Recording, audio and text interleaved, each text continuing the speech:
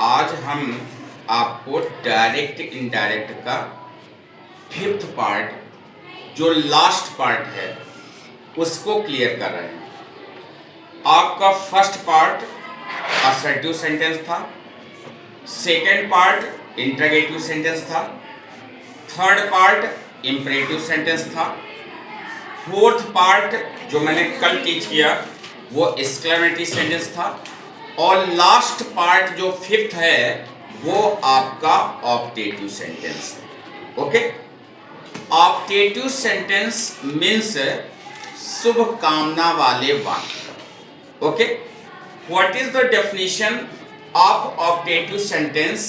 Means an optative sentence always express a strong wish, desire, curse, prayer, blessing, congratulation, etc. Okay, अगर कोई ऐसा sentence है जिसमें prayer की जा रही है, या किसी प्रकार की विश की जा रही है, या किसी प्रकार का अभिशाप दिया जा रहा है, या आपको कांग्रेचुलेशन बधाई दी जा रही है, या आपको अलविदा कहा जा रहा है, तो ऐसे सेंटेंस हमारे ऑप्टेटिव सेंटेंस में आते हैं।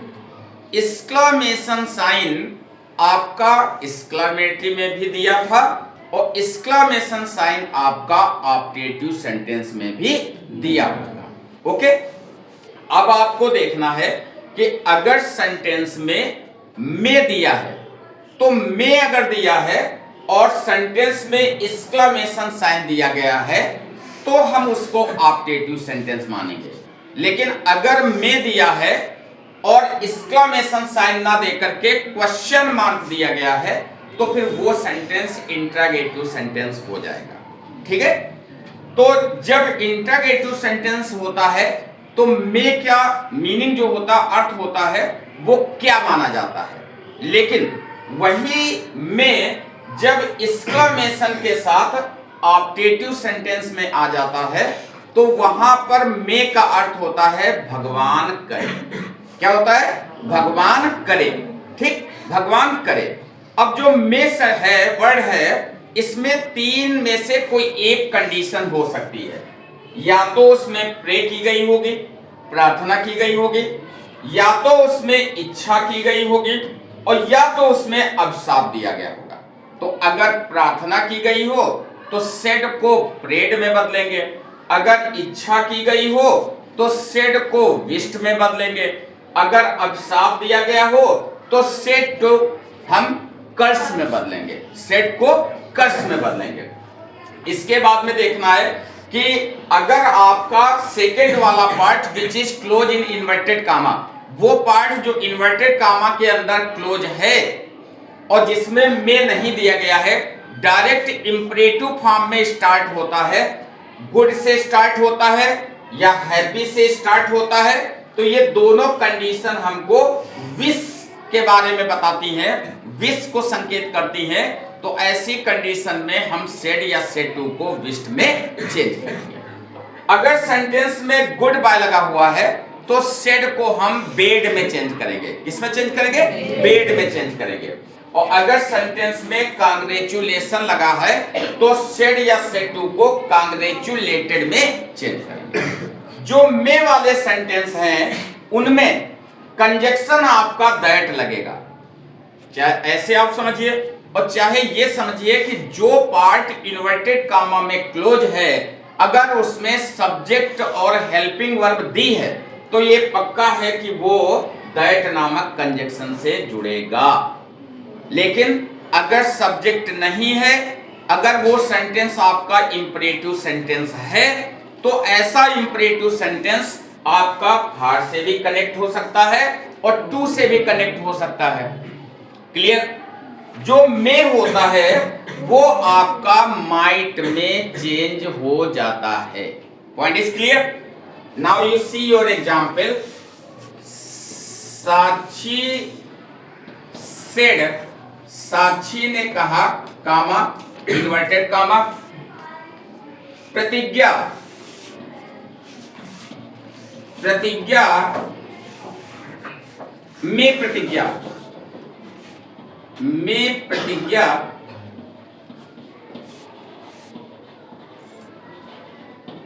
die today at last exclamation sign is given. Sakshi said, साक्षी ने कहा मैं प्रतिज्ञा die today exclamation sign is given. exclamation sign is given तो मे का मीनिंग हुआ भगवान करे। तो साक्षी ने कहा कि भगवान करे प्रतिज्ञा आज ही मर जाए। ये क्या है? ये हो गया अभिशाप देना, ये हो गया कोसना। अभिशाप देना या कोसना। अगर आपको सेंटेंस में लगता है कि अभिशाप दिया गया है, कोसा गया है, तो ऐसी कंडीशन में हम साक्षी सेड को चेंज करेंगे कर्स्ड और that. Conjunction will be used, may will be ring, Pratigya is subject, then we will write Pratigya. Pratigya may will change in might die today का die, and this sentence is clear. Okay, point is clear. The Sant said, संत ने कहा may God bless you, भगवान आपको दीर्घायु करे, लंबी उम्र दे। तो संत क्या करेगा? प्रे। क्या करेगा? प्रे करेगा। तो ऐसी कंडीशन में the Sant prayed that God में चेंज होगा किसमें? Might bless and what comes? You is object, person is second. Okay, second person will be changed according to object. तो अगर जो है ऑब्जेक्ट के हिसाब से चेंज होगा, ऑब्जेक्ट इज नॉट गिवन, तो you suppose object as him, me, anything. तो if you suppose him, then object will be him, bless him, and this sentence is complete. Okay, suppose that Khushi said,